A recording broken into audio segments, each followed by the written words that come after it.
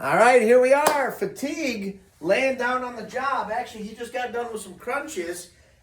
You and me, though, while he's resting, are going to talk a little bit about tip number 9 in your fitness and wellness 12 days of fitness.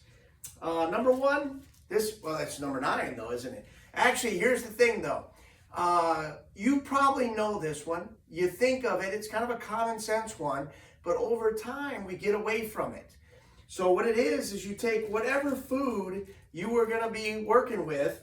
In this case, we got some celery, and instead of having a giant stalk of celery, cut it into small pieces. So the knife, cut it into small pieces. So that's kind of dumb, but you're going to eat a lot more with being the same volume of food.